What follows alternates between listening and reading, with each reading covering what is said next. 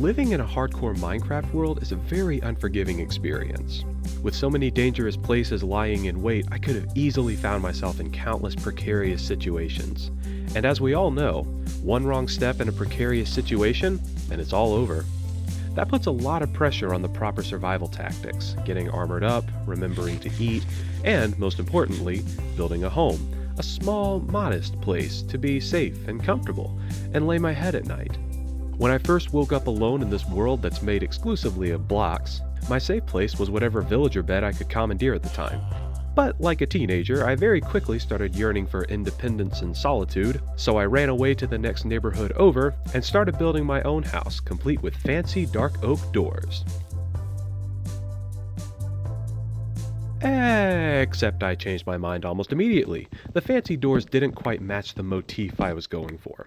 That being said, no matter what type of doors I wanted to use, I was going to need more wood. A lot more wood. Especially since I wasn't changing my mind on using stripped oak floors and acacia logs to build my house in the least efficient way possible. The good news was I could plant oak saplings and use bone meal to make them grow quickly, giving me a way to create more lumber without having to leave the safety of my mountain. The bad news was that I only had a finite supply of bones to grind up into bone meal, so eventually I would have to venture back into the cruel dark world to get materials.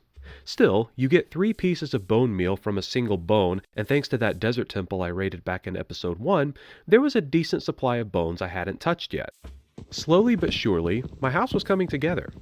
Even though it was satisfying to see the project moving along, the rate at which I could grow lumber didn't even compete with how quickly I'd end up using it, so this job got real grindy real quick.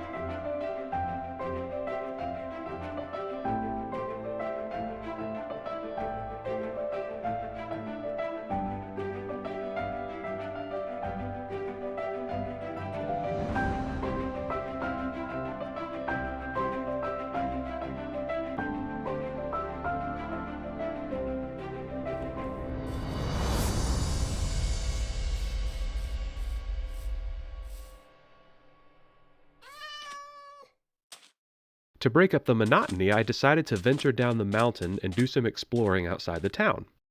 Since waking up in this world, I really hadn't explored any further than the borders of my 2 neighboring villages, and I was curious about what was around me. And my curiosity paid off. I found another desert temple just within eyesight of the first village. Once inside, I followed all the standard safety procedures, sweeping the area for monsters, placing down torches, and of course, breaking the pressure plate near the loot so I didn't accidentally blow myself up. Just like the first temple, this one had some great loot. A bunch of gold, an enchanted golden apple, golden horse armor, a saddle, and some more TNT. Once I was back above ground, I raced over to the field I first spawned in to go coerce a horse into being my friend.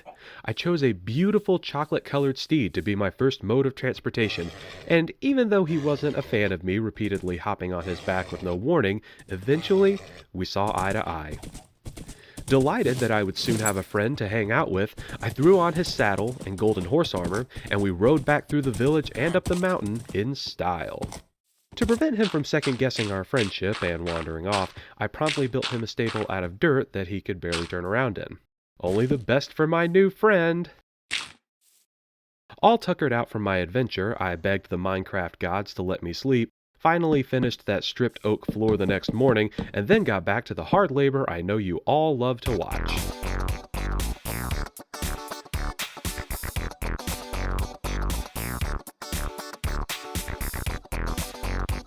That latest session of house construction pretty much depleted my dirt and cobblestone supply, so I decided it was high time I dug down low into the earth. That's right, after almost exclusively spending my time crafting, I was finally going to start mining. Setting up a mine is crucial for any Minecraft playthrough, especially in hardcore mode. It's true that there are plenty of naturally generated caves I could have ventured into, But those caves are very dark and likely home to many monsters.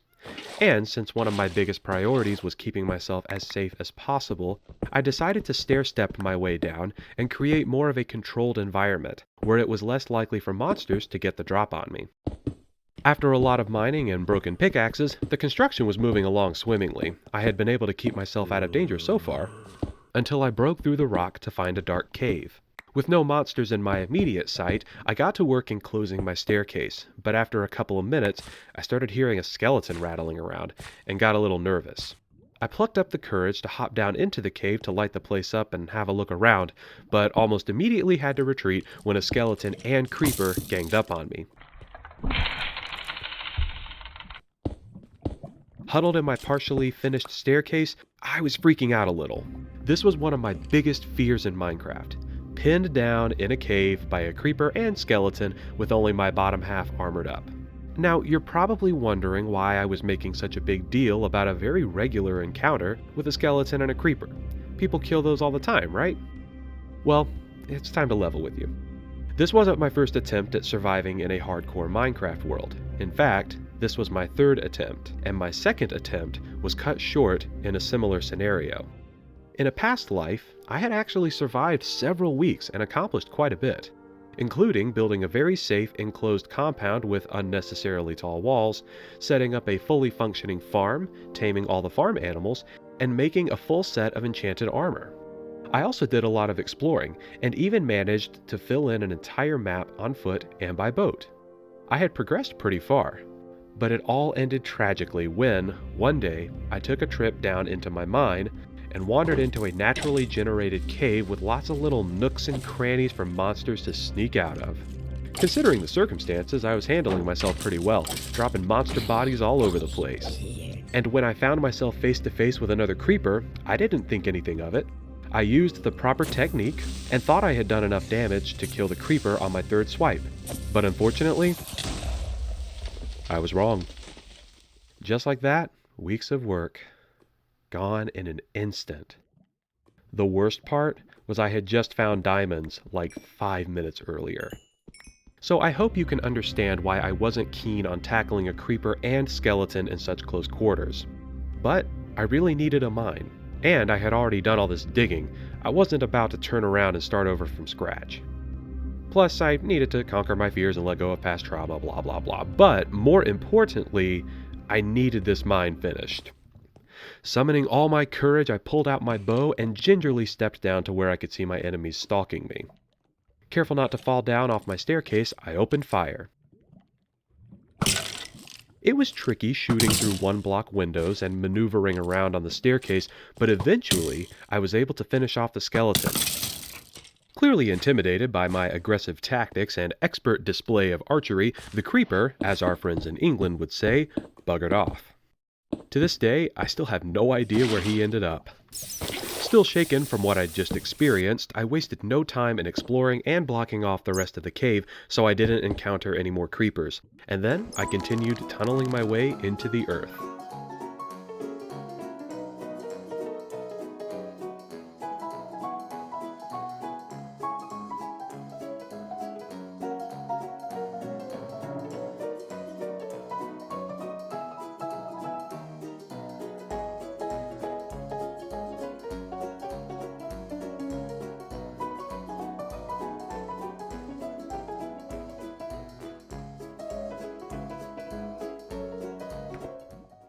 After lots of digging, running upstairs, crafting pickaxes, and running back downstairs to continue digging, I finally reached the spot I wanted to start my mine. In Minecraft, at least on the PC version, there's a handy coordinate system you can use as a compass if you get lost.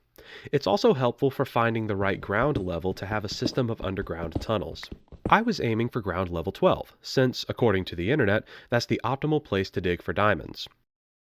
Once I had hollowed out a decent-sized room, I had a great starting point to start digging tunnels and looking for valuable metals.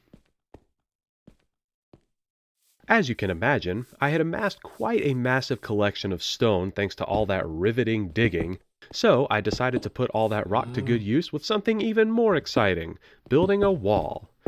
Well, it was more like a retaining wall at first. While I did have a good strategic vantage point at the top of my mountain, I was still pretty exposed up there. So I thought it would be good to lay down the outline of my future wall, strictly define the borders of my property, and use that wall as a guide for flattening out the ground around my house. And with the ground mostly flattened and the land sufficiently lit up, it was really starting to feel like a home.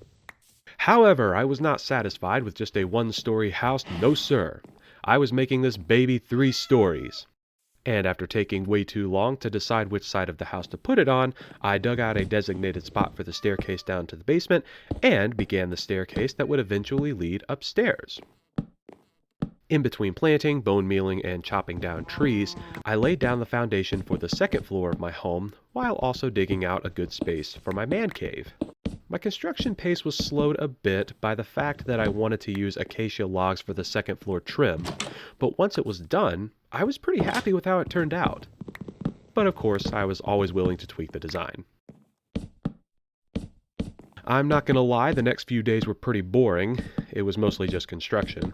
I alternated between placing down the second floor of my house, building up the cobblestone retaining wall, laying down dirt to flatten out my land, planting, bone mealing, and cutting down trees, installing some fancy glass windows, building up the walls on the second floor, moving my bed upstairs instead of keeping it in the middle of the foyer, making my second floor bedroom a bit safer, and experimenting with unconventional design. By this point, I had burned through a lot of bone meal, and even though I still had a reasonable amount of bones left, I went ahead and made a composter to help with bone meal production. Composters are great. You just throw any sort of plant or crop into it, and after a certain amount of material goes in, a piece of bone meal pops out. With my bone meal problem solved, I got back to construction, specifically making my house a little safer and putting a roof over my head. Sleeping under the stars kinda gets old after a while. This was definitely the most dangerous construction work I'd done so far, since under the right or wrong circumstances, a fall from this height could have killed me. So I was holding down that crouch button like my actual life depended on it. But I very quickly got bored of roofing and went back to other boring stuff, like demolishing more trees, many minutes of digging out the basement, using that stone and dirt to build up the retaining wall and flatten the ground, building a bigger, clunkier source of infinite water. I don't know why I didn't just leave it the way it was. More boring roof work, using fancy stone for the walls of my man cave, building a staircase down to the mountain for easy access to the village and its crops, and standing motionless at my window for several minutes waiting for my trees to grow. Pretty stiff from standing in one spot for way too long, I decided to loosen up by finishing my mining operation. Down in the caves, I set up a chest, furnace, and crafting table so I could store rocks, smelt metals, and craft pickaxes without having to run upstairs too often. Then I went to work hollowing out the rest of the room.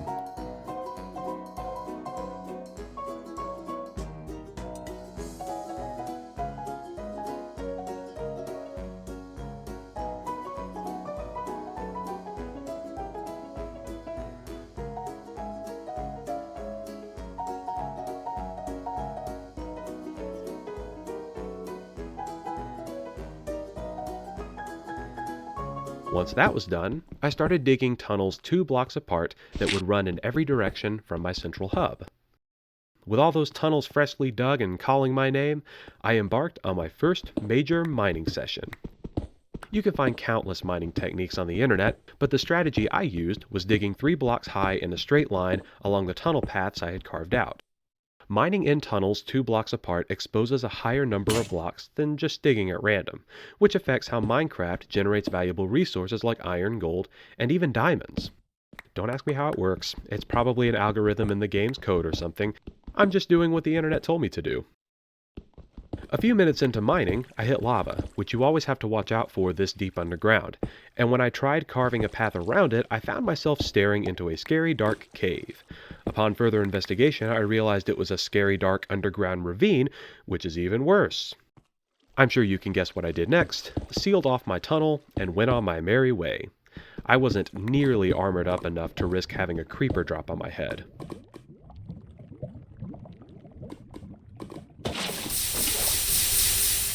A little later, I happened across a strange structure that, upon a closer look, turned out to be a skeleton spawner. Excited by this find, I dug around trying to find an entry point, but was instead forced into a tactical retreat.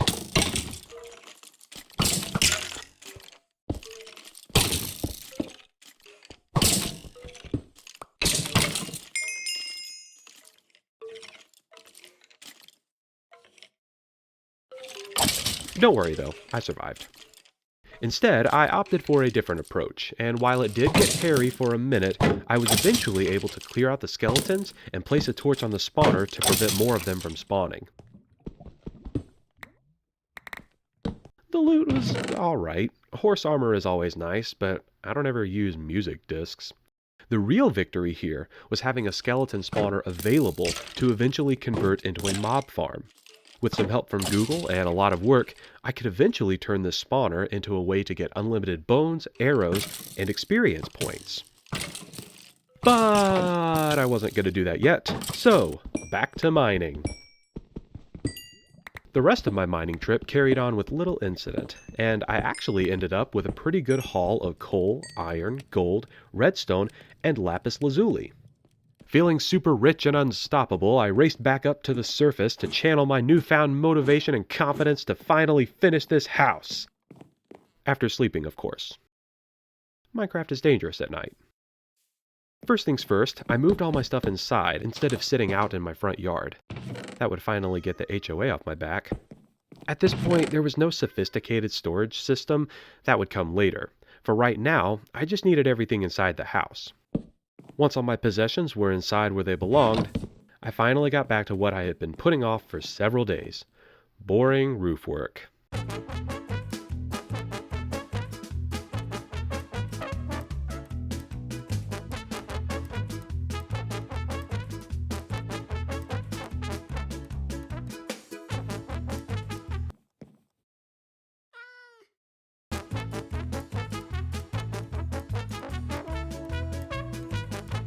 And finally, with those last roof pieces placed, my house was done.